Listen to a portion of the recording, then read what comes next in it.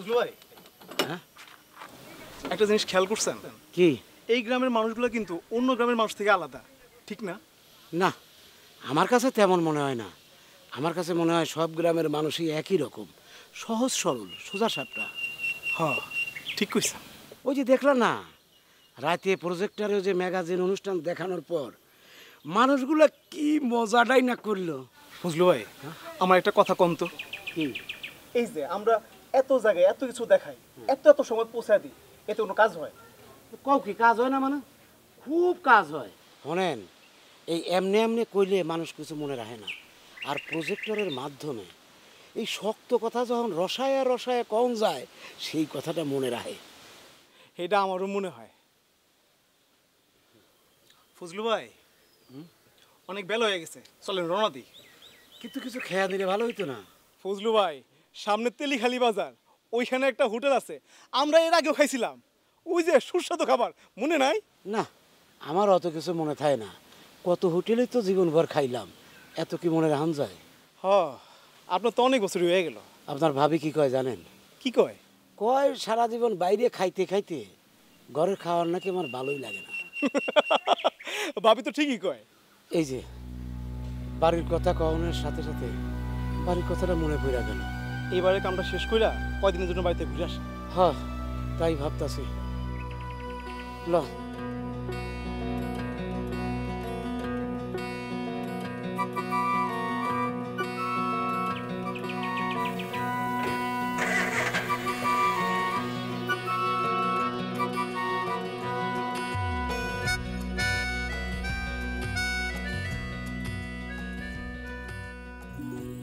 আমি বুঝতে পারছি না যে তুমি আমাকে নিয়ে এত ভাবছো কেন। ভাবছি কারণ তুমি তো আসলে গ্রামে গিয়ে কখনো থাকোনি। শোনো অপু, তুমি তো আজ আমাকে নতুন নয়, অনেকদিন থেকেই চেনো। যে কোনো অবস্থার সাথে মানিয়ে নেওয়া আমার জন্য কোনো ব্যাপার না। গ্রামে 2-3 দিনের জন্য গিয়ে বেড়ানো আর অনেক দিনের জন্য গিয়ে থেকে কাজ করা কিন্তু এক কথা নয়। দেখো, আমার পোস্টিং হয়েছে, আমি সেখানে গিয়ে কাজ করব। আঙ্কেল তো ইচ্ছে করলে ঢাকার আশেপাশে কোথাও পোস্টিং করাতে পারে। আমি সেই সুবিধা নিতে চাইছি না। নিজের যোগ্যতায় চাকরি পেয়েছি, যেখানে পোস্টিং হয় সেখানেই কাজ করব।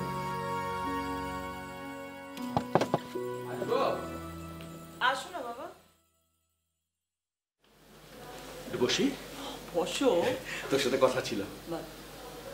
আমার ফ্রেন্ড আছে না মিজান, তোর মিজান আঙ্কেল, তার সাথে কথা হয়েছে। সে তো বলেছে তুই যেখানে পোস্টিং চাস তোর সেখানেই পোস্টিং দেওয়া হবে। কিন্তু বাবা, আমি তো বলেছি আমার যেখানে পোস্টিং হয়েছে আমি সেখানেই যাব।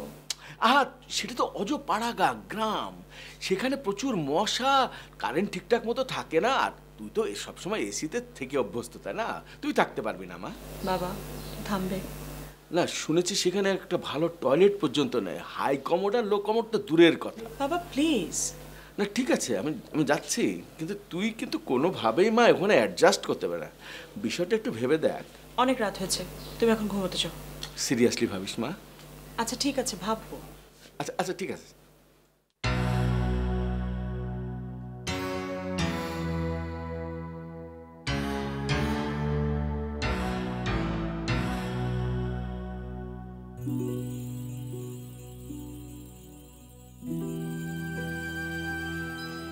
আছো? বলো। কি কথা হলো? ওই একই কথা। About posting? আঙ্কেল কি সাকসেসফুল? প্রশ্নই আসে না।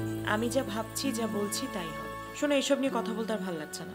I understand your problems, but আর একটু ভেবে দেখো। দেশে এলে গ্রামে থাকতে হবে, সেটা বরং ভাবো। একটা লেখা তৈরি করতে হবে, আমাকে এখন যেতে হবে। ওকে, দেখা যাক, বাই। প্রিয় এলাকাবাসী ভাই ও বোনেরা, গণপ্রজাতন্ত্রী বাংলাদেশ সরকারের স্বাস্থ্য ও পরিবার কল্যাণ মন্ত্রণালয়ের অধীনে পরিবার পরিকল্পনা অধিদপ্তর কর্তৃক আয়োজিত শিক্ষামূলক সিনেমা নাটক আজ সন্ধ্যায় এই ভাদন বাজার ছোট্ট মাঠে দেখানো হবে। সবাইকে উপস্থিত হওয়ার জন্য বিনীত অনুরোধ করছি।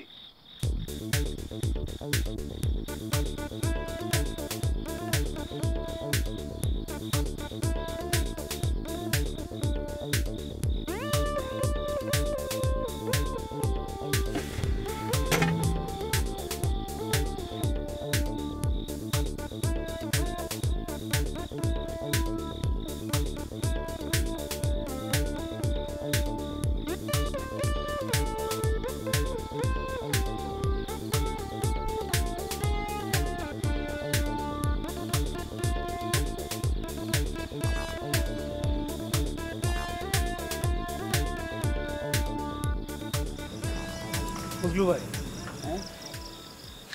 কিছুই তো বুঝলাম না। কেন, কি হয়েছে? মানুষজন তো একদম কম।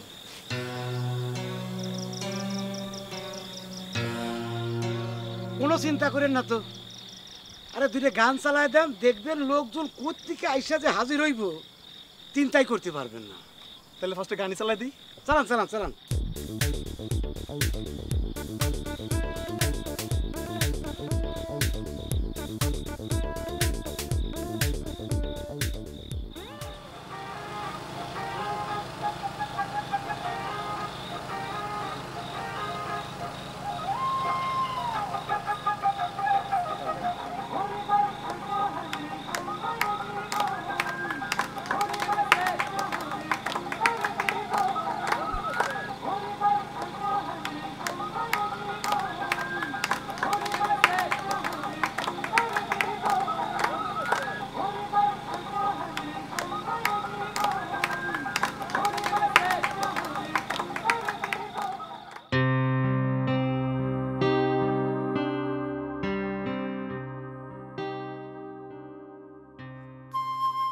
বাবা, জীবনে প্রথমবার তোমার অবাধ্য হলাম।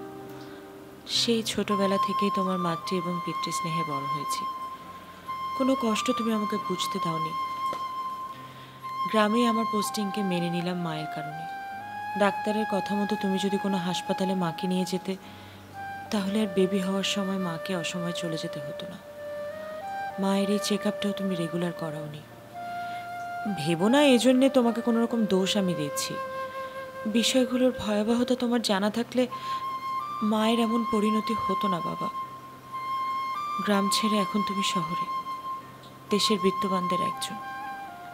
সেই জায়গাটা থেকে একবার তুমি শুধু ভেবে দেখো আমার গ্রামে গিয়ে কাজ করা কতটা জরুরি। মায়ের আত্মা সত্যি শান্তি পাবে বাবা। তুমি ঠিকমতো ওষুধ খাবে, শরীরের যত্ন নেবে সবসময়।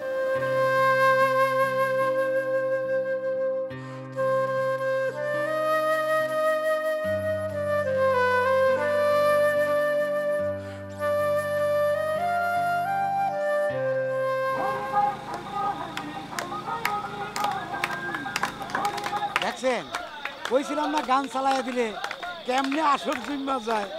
হ বুঝলু ভাই, আপনার কথাই ঠিক। পুরান সেল যে ভাতে পারে মাইনসে কি এমনি এমনি কয়। এইটাই হলো আসল মজমা। কোনো আসর জমাইতে হইলে মজমার কোনো বিকল্প নাই। গান তো অনেকক্ষণ সময় ধরে চালাইলাম, এবার নাটকটা চালাই দিই। দেন দেন, তাড়াতাড়ি দেন। কামটা শেষ কইরা তাড়াতাড়ি ফিরি। শরীরটা তেমন ভালো লাগতেছে না। আবার কাল সকালে ঢাকা থেকে নতুন ডাক্তাররা পাইব, তার জন্য তো ভাড়া গাড়ি পাঠানো লাগবে। হাই হাই, আমি তো ভুলে গেছিলাম।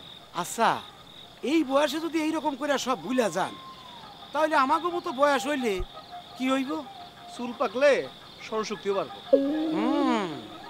কাজের জায়গা ভুল করেন, অসুবিধা নাই, সেইটা আবার ঠিক করান যাইব। কিন্তু সংসার জীবনে ভুল করলে সেইটা কিন্তু ঠিক করান যাইব না। সংসার জীবন তো সংসার জীবনই, এইটা আবার ভুল কি? প্রজেক্টরে এত কিছু দেখাইয়া বুঝাইয়া মানুষ ঘরে সচেতন কইরা নিজে যদি বোকা থাকেন, সেইটা তো হইব না। আরে না না ফুজলু ভাই, মানুষের এত কিছু বুঝাইয়া নিজে বোকা থাকলে কেমনে চলবো? কি ব্যবস্থা নিছেন? বিয়ে তো মাত্র করছি, আর আমার বাড়িতেও থাকা হয় না, তাই আপাতত কন্ডম ব্যবহার করি। আর চিন্তা ভাবনা করছি 3 বছর পর বাচ্চা নিব। বাড়িতে যখন থাকা হয় না, বাইরেই যখন থাকেন, তখন এই ব্যবস্থাটাই ঠিক আছে। ফজলু ভাই, আমি তাহলে নাটকটা চালাই দিয়ে আসি। যান।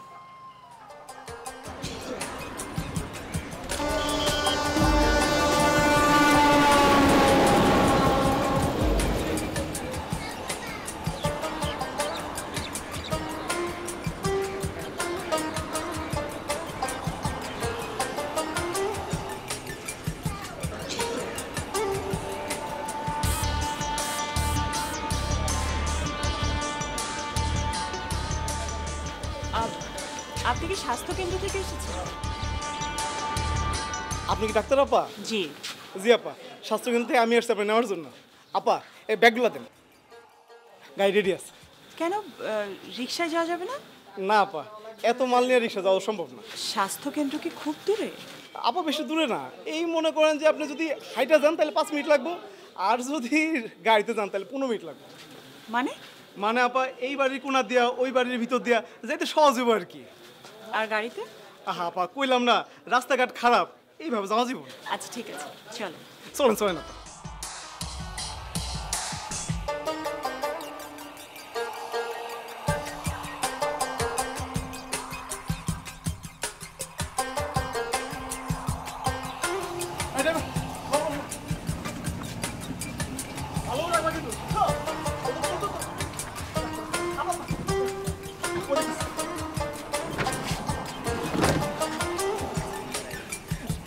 অনেক ভালো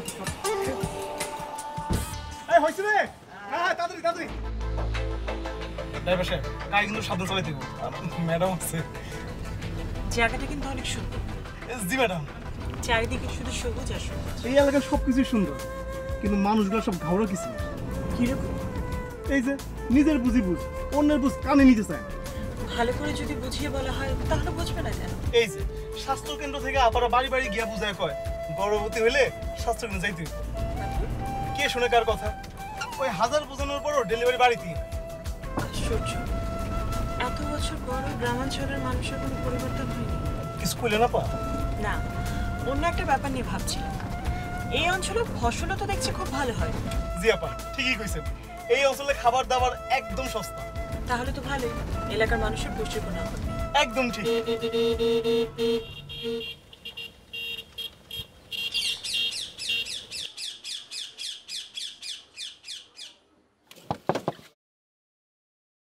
কি ভাই এরকম হর্ন দিচ্ছেন কেন? রিক্সা সাইড না দিলে যাবো কিভাবে? আপনি এই রাস্তাটার সাইজ দেখছেন? একটা রিক্সার পরে একটা গাড়ি যাইতে পারে?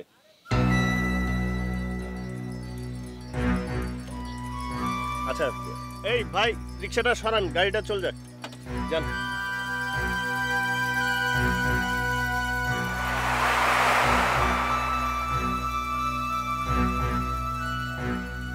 ড্রাইভার সাহেব, দোষটা কিন্তু আসলে আপনার, ওনার না। আসলে হয়েছে কি ম্যাডাম, আমরা কখনোই আমাদের নিজেদের দোষটা স্বীকার করতে চাই না, সবসময় নিজেদের দোষটাকে অন্যের ঘাড়ে চাপিয়ে দিই। এটা কিন্তু ঠিক না। আচ্ছা, ছেলেটা কি এই গ্রামের? আপা এই গ্রামের পোলায় তো লেখাপড়া ঢাকায় করছে, এখন এইখানে থাকে। সাংবাদিক শুনছি। আর ম্যাডাম আমরা কিন্তু অফিসের কাছাকাছি এসে পড়ছি। ব্যবসায় এই তো থামো থামো।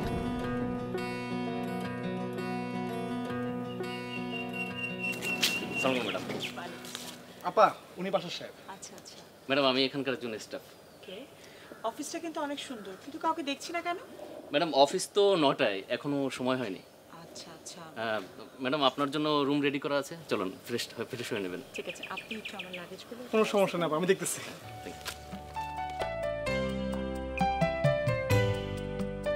আচ্ছা, আমাদের অফিসের আন্ডারে কটা এফডব্লিউসি আছে? 12টা হবে ম্যাডাম। 12টা। এর মধ্যে যে কোনো একটা এফডব্লিউসি আমি খুব জলদি পরিদর্শন করতে চাই। কাল বিকেলেই সম্ভব। আরেকটা বিষয়, যত তাড়াতাড়ি সম্ভব একটা স্যাটেলাইট ক্লিনিক ভিজিট করব। ঠিক আছে। থ্যাংক ইউ, চলুন। চলুন। নতুন আপা যাইলো, কেমন লাগলো? হ্যাঁ, এই ব্যাপারে আমি এখনো কোনো মন্তব্য করতে চাই না। আমার কাছে কিন্তু খুবই ভালো লাগছে, দেখা শুনে মনে হলো কাজ কাম খুব ভালো। এরকম ভালো অনেকের মধ্যেই দেখছি, কিন্তু শেষ পর্যন্ত কয়জন ঠিক থাকতে পারে সেটাই হলো আসল কথা। আপনি সব কিছুর মধ্যে খারাপ কিছু একটা খুঁজে বেড়ান, এটা আমার ভালো লাগে না।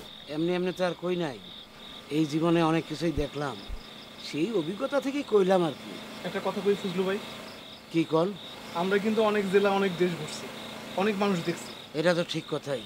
সেই সব মানুষগুলোর মধ্যে সবার মুখে কেমন একটা তৃপ্তির হাসি পাওয়া যায়। বুঝে দেখেন,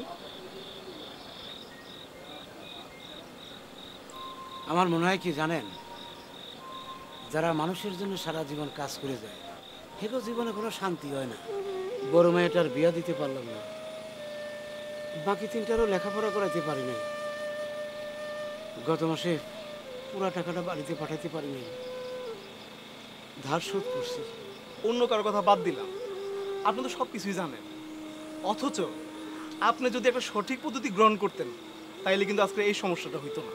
মাইসের এত কিছু দেখায় বুঝায়া, অথচ আপনার ঘরে 4টা সন্তান। বাদদানের কথা, আমার পোলাডারে যদি একটা ব্যবস্থা করে দিতে পারতাম তাহলে আমার কপালে কোনো অশান্তি থাকতো না। ফজলু ভাই, অনুষ্ঠান শেষের দিকে আকাশের অবস্থা ভালো না, চলেন যাই। ঠিক আছে, চলুন।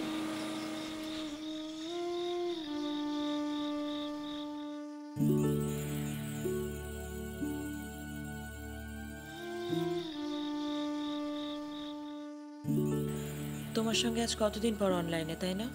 হবেই তো, নতুন জায়গা আর নতুন সব কিছু পেয়ে আমাকে ভুলিয়ে গেছো। জায়গাটা না আমার দারুণ পছন্দ হয়েছে। প্রেমে পড়ে গেছো মনে হচ্ছে। তা বলতে পারো। তাহলে বিয়ে করে ফেলো। তুমি বললে করে ফেলতে পারি। ও, তোমাকে তো একটা কথা বলাই হয়নি। কি কথা? মার শরীরটা ভালো যাচ্ছে না, পারলে একটা ফোন দিও। আচ্ছা দিব। আচ্ছা এখন কেমন আছে? এখনো আছে ভালো। আচ্ছা ঠিক আছে, কাল আবার কথা হবে, আমাকে যেতে হবে। এত তাড়াহুড়া কেন? সকালে একটা স্যাটেলাইট ক্লিনিকে ভিজিটে যাব, ঘুমিয়ে পড়তে হবে এখন। আপনারা জেনে খুশি হবেন যে আমাদের স্বাস্থ্য কেন্দ্রে নতুন ডাক্তার ইশরাজান আপা যোগদান করেছেন। তিনি আপনাদের স্বাস্থ্য বিষয়ক কিছু কথা বলতে চান। স্বাস্থ্য বিষয়ক আপনাদের কোনো কিছু জানার থাকলে আপনারা আপাকে বলবেন, আমি আপনাদের পরামর্শ দিবেন। আপা। আসসালামু আলাইকুম। কেমন আছেন আপনারা? আপনাদের সবাইকে দেখতে কেমন লাগছে জানেন? আপনাদের সবাইকে দেখতে লাগছে সকালটা যেমন স্নিগ্ধ, ঠিক তেমন সুন্দর স্নিগ্ধ। আমার নাম ইশরাত জাহান আর আমার ডাকনাম হচ্ছে টুম্পা। আপনারা আমাকে টুম্পা আপা বলে ডাকলেই আমি খুশি হব। আমি আপনাদের মাঝে উপস্থিত হয়েছি আপনাদের যে কোনো সমস্যা, যে কোনো ধরনের পারিবারিক সমস্যা কিংবা স্বাস্থ্য সমস্যা সব কিছুর সমাধানের জন্য। আর শুধুমাত্র যে স্বাস্থ্য সমস্যা নিয়ে আপনারা আমার সাথে পরামর্শ করবেন তা কিন্তু নয়। যে কোনো ধরনের সাহায্য এবং যে কোনো ধরনের পরামর্শে আমি এবং পরিবার পরিকল্পনা আপনাদের পাশে আছি সব সময়। আজকে আমি আপনাদেরকে খুব গুরুত্বপূর্ণ একটা কথা বলবো, সেটা হচ্ছে পরিবারকে সবসময় ছোট রাখতে হবে। সন্তানকে না ভালোবাসে, কিন্তু সেই সন্তানকে যদি আপনি সুন্দর মতো বেড়ে না তুলতে পারেন তাহলে তো কষ্টের সীমা নেই, তাই না? সে কারণে কি করতে হবে? আপনাদেরকে বুঝে শুনে সন্তান নিতে হবে। একটা দুইটা বাচ্চা ঠিক আছে, কিন্তু এর বেশি বাচ্চা নিলে আপনাদেরই সমস্যা। বেঁচে থাকার জন্য অর্থের প্রয়োজন আছে, এবং সেই অর্থ যদি আপনাদের কাছে ঠিকমতো না থাকে তাহলে কিন্তু আপনি আপনাদের সন্তানকে সুন্দর মতো বেড়ে তুলতে পারবেন না। তাই আমি বলবো, আমি শুধু বলবো না, এটা আমার খুব গুরুত্বপূর্ণ একটা পরামর্শ আপনাদের কাছে, সেটা হচ্ছে বুঝে শুনে পরিবার পরিকল্পনা করুন। গর্ভাবস্থায় সব সময় ভালো ভালো খাবার খেতে হবে এবং সেই ভারী কাজ থেকে বিরত থাকতে হবে। ভারী কাজ যদি মনে করেন বাড়ির আর কেউ নেই করার, তাহলে সেই কাজটাই করবেন না। মনে রাখতে হবে যে আপনার সন্তানকে সুস্থভাবে জন্ম দিতে হলে আপনাকে সুস্থ থাকতে হবে, পুষ্টিকর খাওয়া লাগবে। আর আপনাদের এই জায়গাটা অসম্ভব সুন্দর, চারিদিকে অনেক সুন্দর সুন্দর পুকুর আছে এবং এখানকার খাওয়া দাওয়া কিন্তু অনেক সস্তা, পুষ্টির কোনো অভাব নেই। সো অবশ্যই আপনাদেরকে নিয়ম মেনে পুষ্টিকর খাদ্য গ্রহণ করতে হবে। সবচেয়ে গুরুত্বপূর্ণ এবং সবচেয়ে আসল কথা হচ্ছে, যখনই আপনি গর্ভবতী হবেন তখনই নির্দ্বিধায় কোনো কিছু চিন্তা না করে স্বাস্থ্যকেন্দ্রে চলে আসবেন। কারণ স্বাস্থ্যকেন্দ্রে আসলে আপনাকে শুরু থেকে একটা খুব সুন্দর নিয়ম মেনে চলার জন্য একটা তালিকা দেওয়া হবে, যেটা আপনার সন্তান জন্মের সময় এবং জন্মের পরে অনেক সহায়তা করবে।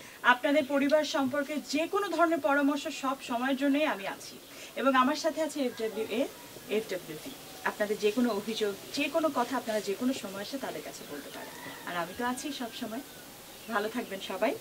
আজকে এটুকুই ছিল আপনাদের সাথে আমার কথা। আমি অপেক্ষা করব কখন আপনারা আসবেন আমার কাছে পরামর্শ নিতে কিংবা সুখ দুঃখের গল্প করতে। ধন্যবাদ।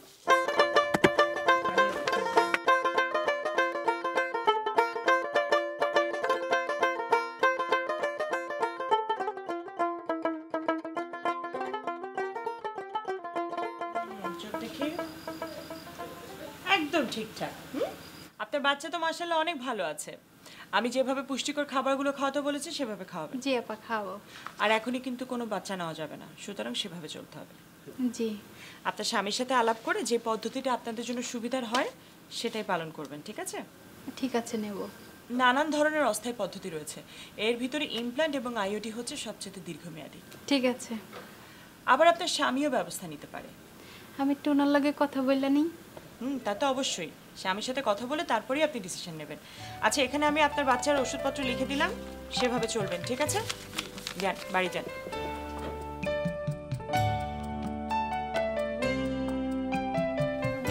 সবুজ, আর কেউ আছেন বাইরে? না আর কেউ নাই, তবে জায়েদ ভাই আসতে নাম শুনে দেখা করবেন। আচ্ছা ঠিক আছে, পাঠিয়ে দিন।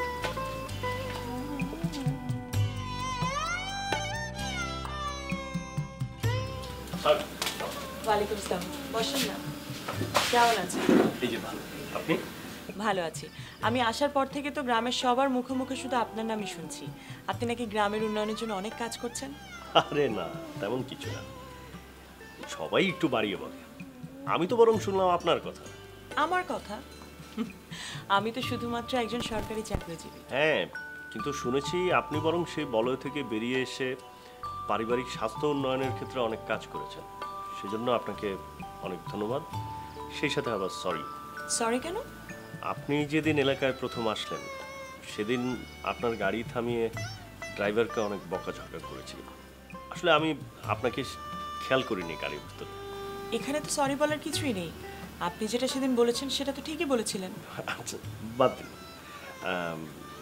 আপনার সাথে আমার কিছু কথা ছিল, আসলে ঠিক এখানে বসে বলতে চাচ্ছিলাম না। এখানে বলতে চাচ্ছেন না? আচ্ছা ঠিক আছে, আমি অবশ্য আজকে দুপুরের পরে একটু গ্রামের দিকে যাব। আপনি ওদিকে আসুন, আমি মানে গ্রামের মহিলাদেরকে একটু কিছু বিষয়ে পরামর্শ দেব, তারপর না হয় আপনার সাথে কথা বলবো। আচ্ছা ঠিক আছে, মানে কি বলবো, আপনার কাজ নিয়ে, কাজের মনিটরিং নিয়ে যতই শুনছি ততই আমি হিংসায় জ্বলছি।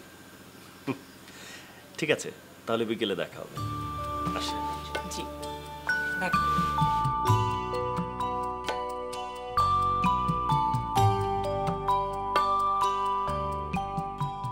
সরি টু সে, বেলাল, এই কিস্তির মালগুলো অনেক আগে শিপমেন্ট হওয়ার কথা ছিল, ছিল কি না? এই কারণে আমাদের কত টাকা লস হচ্ছে। না না, তোমার শিপমেন্ট যানজট, কন্টেনার যানজট, এগুলো তো আমি শুনে অভ্যস্ত নই। আমি তোমার সাথে পরে কথা বলবো। আসসালামু আলাইকুম স্যার।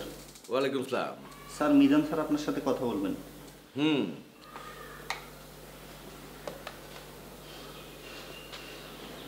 স্যার লাইনে আসেন, কথা বলুন। মিজান, এটা কি হলো? তুমি তো আমার মেয়ের ব্যাপারে কিচ্ছু করলে না। তুমি তো জানো টুম্পা বটন বর্ন এসি ছাড়া 1 মিনিটও চলতে পারে না। তাকে পোস্টিং দিল কোথাকার কোনো অজপাড়া গায়ে, সে তো সেখানে 1 মিনিটও থাকতে চাচ্ছে না। টুম্পা টেলিফোন করেছিল, আমি জানি তো করবে না। ও খুব অভিমানী মেয়ে, না তোমার উপর রাগ করেছে। বাদ বাকিটা তোমার ব্যাপার, দেখো কি করবে। Please please please.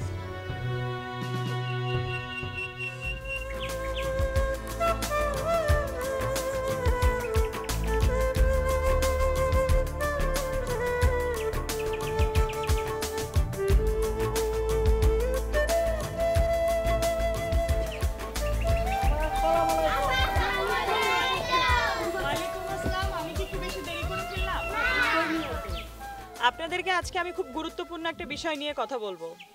এই বিষয়গুলো নিয়ে আমি আগেও আপনাদেরকে বলেছি, কিন্তু আজকে আমি আরো ডিটেলে বলবো। আপনাদেরকে আগেই বলেছি যে গর্ভাবস্থায় অবশ্যই স্বাস্থ্যকেন্দ্রে আসতে হবে। যখনই গর্ভধারণ করবেন আপনি মাথায় রাখবেন আপনাকে পুরো 9টা মাস স্বাস্থ্যকেন্দ্রে পরামর্শ থাকতে হবে। অ্যাটলিস্ট যদি সবসময় নাও পারেন অ্যাটলিস্ট 4 বার, খুব ইম্পর্টেন্ট।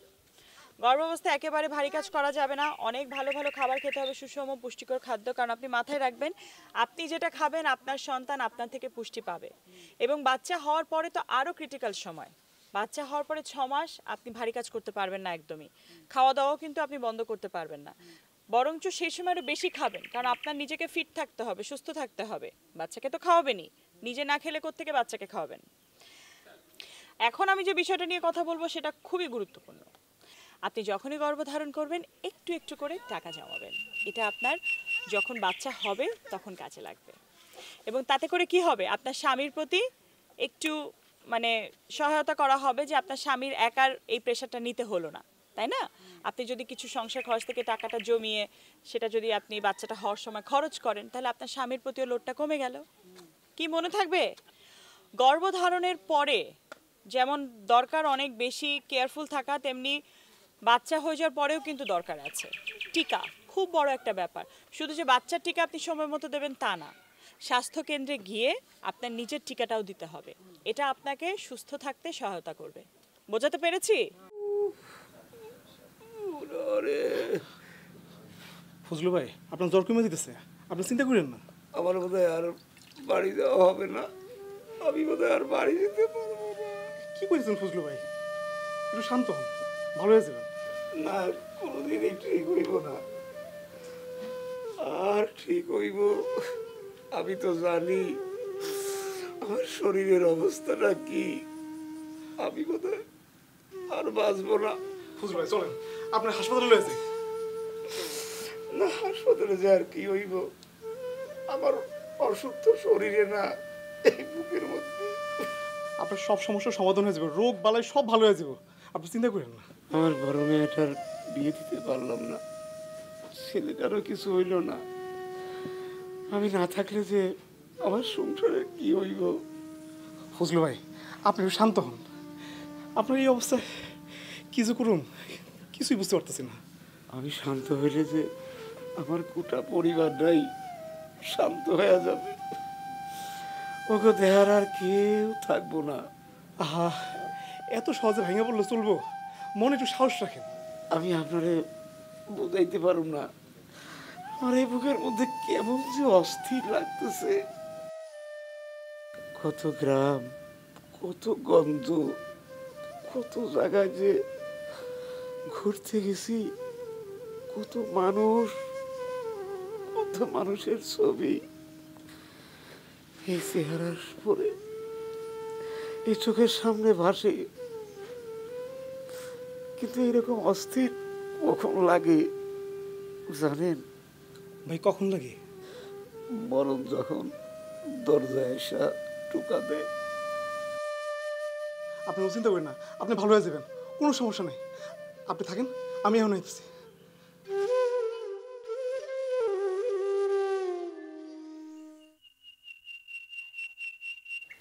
আমি একটা মেয়েকে ভালোবাসতাম। মানে এখন আর বাসেন না? এটা কিরকম প্রশ্ন হলো? না মানে ভালোবাসতাম বললেন তো, তাই। কাউকে ভালোবাসলে সেটা আবার পাস্ট টেন্স হয়ে যায় নাকি? আসলে আমি এত কিছু চিন্তা করে বলিনি। না না, আমি জাস্ট আপনার সাথে দুষ্টুমি করলাম, সরি। It's okay. মেয়েটা এই এলাকাতেই থাকে, আমাদের বিয়ে হওয়ারও কথা ছিল। ও ইন্টারমিডিয়েট ফার্স্ট ইয়ারে পড়তো, আন্ডার এজ বলে আমি বিয়ের জন্য অপেক্ষা করছিলাম। তারপর? আপনি তো জানেন আমাদের এই এলাকায় প্রবাসী পাত্রদের কি পরিমাণ ডিমান্ড। সেটা তো জানি। হাসলেন কেন? এমনি হাসলাম, বলেন। রূপার বাবা, ও হ্যাঁ, ওর নামটাই আপনাকে বলা হয়নি। ওর নাম হচ্ছে রূপা। আচ্ছা। রূপার বাবা প্রবাসী একজন পাত্র পেয়ে রূপার অমতেই ওকে বিয়ে দিলেন। আপনি তখন কিছু বললেন না? রূপা তো আন্ডার এজড, মানে আমি তো একজন সচেতন মানুষ হিসেবে সেটা করতেও পারি না। তারপর? বিয়ের পরে ইংল্যান্ডের ওই লোকটা মাসখানেক ছিল, এর মধ্যে রূপা কনসিভও করল। কিন্তু সমস্যা হচ্ছে এই লোকটা ইংল্যান্ডের ব্যাক করার পরে আর কোনো যোগাযোগই করেনি। বলেন কি, এখানে সেই ছেলের বাবা মা কেউ থাকে না? না, তারা আসলে ঠিক এই এলাকার কেউ না, শুনেছি ঢাকায় থাকে। আহা, বাল্য বিয়ে দিয়ে মা বাবা এক ভুল করেছে, তারপর আবার এই বয়সে বাচ্চা। ওর এখন 3-4 মাস এরকম চলছে। ও আসলে লজ্জায় কাউকে বলছেও না, ডাক্তারও দেখাতে যাচ্ছে না। আপনি যদি একটু দয়া করে ওর সাথে কথা বলতেন, মানে আমার মনে হয় কি ওর খুব বেশি কাউন্সিলিং এর দরকার। আপনি একদম চিন্তা করবেন না জাহিদ, আমি অবশ্যই রূপার সাথে কথা বলবো, ওর সাথে কাউন্সেলিং করব। কি ব্যাপার রফিক, আপনি দৌড়ে কোত্থেকে এলেন? কি হয়েছে? আপা, আপনারা এখনই ফজলু ভাই বাসা যেতে হবে। কেন, ফজলু ভাইয়ের কি হলো? আগে আসেন, তারপর কইতেছি। আচ্ছা ঠিক আছে, চলুন। জাহিদ, আমি আপনার সাথে পরে যোগাযোগ করছি। হ্যাঁ,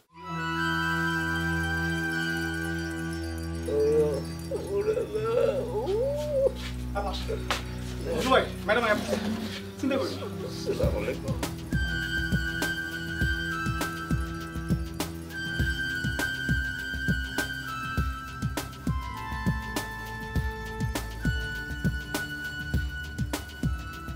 কি হয়েছে আপনার?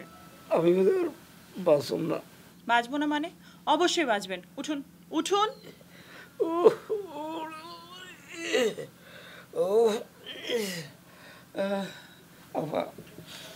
আমার সাথে মনে হয় আমার পরিবারের আর দেখা হবে না। এসব আপনি কি বলছেন? আপনার পরিবারের সাথে আপনার আবারও দেখা হবে, আপনি সুস্থ হয়ে যাবেন, কাজ করবেন, সবই হবে। আপনি নিজে যদি এত নার্ভাস হয়ে পড়েন তাহলে হবে কি করে? সবই তো বুঝি আপা, আমার সংসারে যে অশান্তি সেইটা কি করে ঠিক করুন? জীবনের শুরুতেই তো আপনি একটা ভুল করে ফেলেছেন, এতগুলো বাচ্চা নিয়েছেন। আর যদি আপনার দু একটা বাচ্চা থাকতো তাহলে তো আর এই দুশ্চিন্তা করতে হতো না, তাই না? ওই ভুল তো আর এখন ঠিক করার উপায় নেই আপা। আপা, আমার ফুলারার একটার ব্যবস্থা করে দেন, দেখবেন আমি ঠিক সুস্থ হইয়া যাব। আচ্ছা ঠিক আছে, আমি আপনাকে কথা দিচ্ছি, আপনার ছেলের একটা ব্যবস্থা আমি অবশ্যই করব। আশেপাশে যদি কোনো গাড়ি না থাকে তাহলে একটা ভ্যান গাড়ির ব্যবস্থা করুন। যান। আমি তাহলে গেলাম, দেখি কি পাওয়া যায়। ধরুন, উঠান।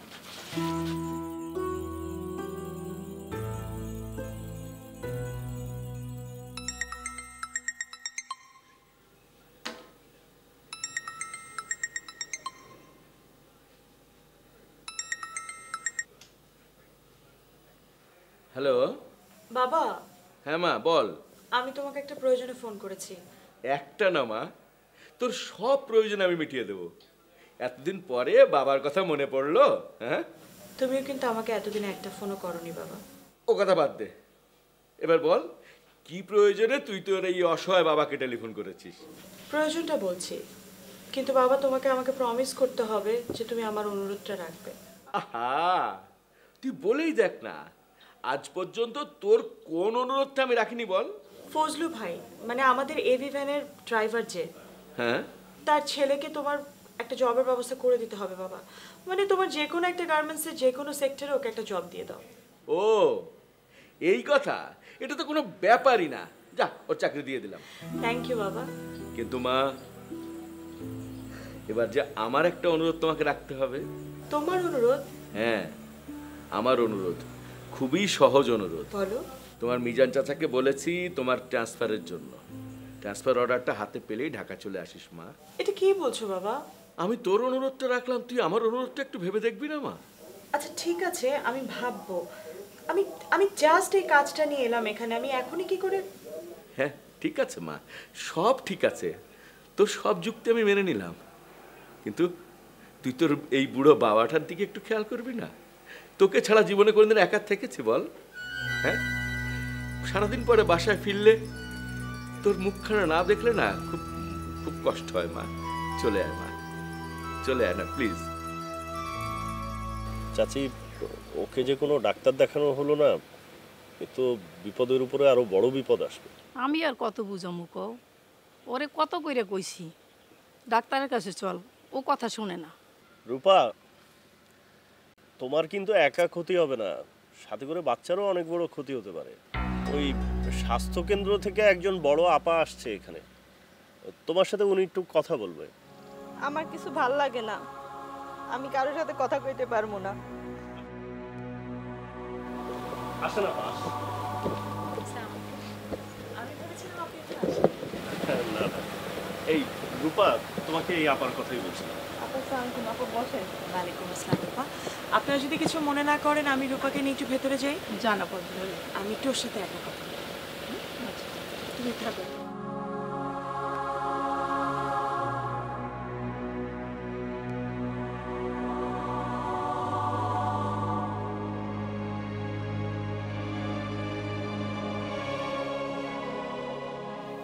রূপা, তুমি স্বাস্থ্য কেন্দ্রে না গিয়ে কিন্তু অনেক বড় একটা ভুল করেছো। আপা, আমার কিছু ভাল লাগে না, আমার ভাগ্যটা কেন এরকম হলো আপা? রূপা দেখো, মানুষের জীবনের সবচাইতে বেশি সময়টাই কিন্তু সুন্দর আর সুখের। তুমি এখন যে জীবনটা পার করছো সেটা তোমার কাছে সবচাইতে কষ্টের মনে হচ্ছে। চারপাশে যা দেখি তার সব কিছুই দুঃখের মনে হয় আপা। একটা জিনিস ভেবে দেখো, চারিপাশের কোনো কিছু নিয়ে তোমার ভাবার কোনো দরকার নেই। তোমার অনাগত সন্তানের কথা চিন্তা করে তোমাকে ভালো থাকতে হবে রূপা। থাকবে না? বলো থাকবে না? থাকুম আপা, থাকুম। আপনার সাথে কথা বলে সব কিছু কেমন যেন অন্যরকম লাগতেছে। তুমি কিন্তু কালই স্বাস্থ্যকেন্দ্রে আসবে, ঠিক আছে? ঠিক আছে। আর এখন থেকে মুখ গোমরা করে থাকবে না কখনো, সবসময় হাসি খুশি থাকবে। ও, আমি কিন্তু আগামী বৃহস্পতিবারে সবাইকে নিয়ে একটা ছোটখাটো সাংস্কৃতিক অনুষ্ঠানের আয়োজন করেছি, তুমি কিন্তু সেখানে অংশ নেবে। আমি তো আপা কিছুই পারি না। কোনো চিন্তা করবে না, আমি তোমাকে সব শিখিয়ে দেবো। আচ্ছা ঠিক আছে।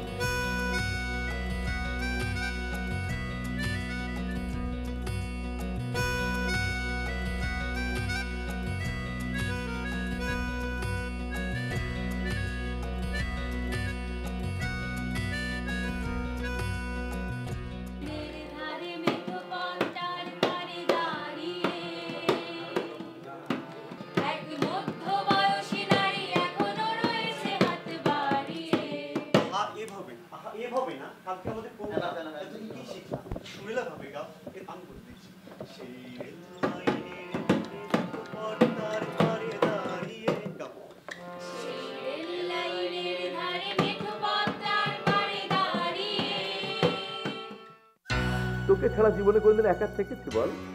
হ্যাঁ, সারাদিন পরে বাসায় ফিরলে তোর মুখখানা না দেখলে না খুব খুব কষ্ট হয়। মা চলে আয়, মা চলে আয় না প্লিজ। আগুনের পরশমণি ছোঁয়াও প্রাণে, এ জীবন পূর্ণ করো দহন দানে। আবার এই জীবন পূর্ণ করো দহন দানে। এ জীবন পূর্ণ করো দহন দানে। আমার এই দেহখানি তুলে ধরো, তোমার ওই দেবালয়ের প্রদীপ করো। আরেকটু উচ্চ কণ্ঠে। আজ সৃষ্টি সুখের উল্লাসে মোর মুখ হাসে মোর, চোখ হাসে মোর, টগবগিয়ে খুন হাসে। আজ সৃষ্টি সুখের উল্লাসে। আজকে আমার রুদ্র প্রাণের পল্ললে, বান ডেকে ওই জাগলো জোয়ার, দুয়ার ভাঙা কল্লোলে। প্রিয় গ্রামবাসী, এখন আপনাদের মাঝে সঙ্গীত পরিবেশন করতে আসবেন আমাদের সবার প্রিয় ডাক্তার ইশরাত জাহান টুম্পা, আমাদের টুম্পা আপা। আর এই গানের মধ্য থেকেই শেষ হয়ে যাবে আমাদের আজকের এই সাংস্কৃতিক সন্ধ্যা।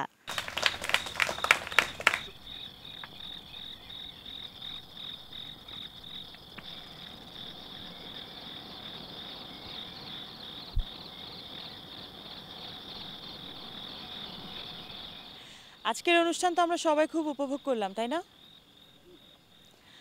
আজ অবশ্য অনুষ্ঠানের শেষে আমার একটা গান পরিবেশন করার কথা ছিল আপনাদের মাঝে, কিন্তু আমি জানি না শেষ পর্যন্ত আমি পারবো কিনা। আসলে লাস্ট কদিনে আপনাদের প্রতি না আমার কেমন যেন একটা মায়া জন্মে গিয়েছিল। আপনারা যেমন আমাকে বন্ধু ভাবতে শুরু করেছেন, আমিও তেমনি আপনাদের সবাইকে আমার হৃদয়ের খুব কাছাকাছি একজন ভাবতে শুরু করেছিলাম। আমার আর আপনাদের মাঝে থাকা হলো না বন্ধুরা। আমি আর আপনাদের সুখে দুঃখে পাশে দাঁড়াতে পারবো না। আমার শত ইচ্ছা থাকা সত্ত্বেও আমাকে চলে যেতে হবে। আপনারা সবাই অনেক ভালো থাকবেন। ডাক্তার আপার জয় হোক, আমাদের দাবি ডাক্তার আপার বদলে আমাদের দাবি ডাক্তার আপার জয় হোক, জয় হোক, জয় হোক। আমগো গ্রামের লোকজনের শেষ পর্যন্ত জয় হইল। কিসের কথা ক? টুম্পা আপা। টুম্পা আপা? আরে ওই যে স্বাস্থ্যকেন্দ্রের ডাক্তার আপা। আরে শুনছি সে নাকি বদলিয়া যাইতেছে। এই জন্যই তো কইতাছি যে আমগো গ্রামের শেষ পর্যন্ত লোকজনের জয় হইল। আরে কি হইছে খোলাসা কইরা কও। ডাক্তার আপা, ওই যে স্বাস্থ্যকেন্দ্রের ডাক্তার আপা আমগো গ্রামেই থাকতাছে, আমগো গ্রাম তার যাইতাছে না। তাই নাকি? খুব ভালো সংবাদ শোনাইলা তো। সেটা আগে কইবে না? আপা কয়দিনের মধ্যে গ্রামের কত কাজকর্ম করছে, আমাকে চিন্তাধারাই পাল্টে দিছে। আমাগো গ্রামে লাগা খুব ভালো হইছে। আমগো গ্রামে এইরকমের একজন ডাক্তার আপারই দরকার আছে। আমগো গ্রামও কি কেউ কারো বুঝ মানে? এখনো কারো কারো ঘরে 4-5টা করে পোলাপান। সংসারে এত পোলাপান থাকলে কেউ কি শান্তিতে থাকতে পারে? ও বাবা অনটন সবসময় লাইগেই থাকে। তোমার আমাগো সময় যদি এরকমের ডাক্তার আপা থাকতো তবে কি আর এরকমের হইতো? এই ডাক্তার আপা কিন্তু আমাগর হগল মহিলারে ভালো করে বুঝাইতে পারছে যে বেশি পোলাপান নেওন ভালো না, 2-1টার মধ্যেই থাকুনি ভালো। এখন এই ডাক্তার আবার কথা শুনে গ্রামের হক গেলি এখন সচেতন হয়েছে। এই তোর চা বিস্কুটের কত হইলো? থাক, তোমার দিতে হইব না, আমি দিব। তবে আমি যাই, আমার একটু বাজারে যাইতে হইব। আচ্ছা ঠিক আছে, যাও। এই তোর চার দাম কত?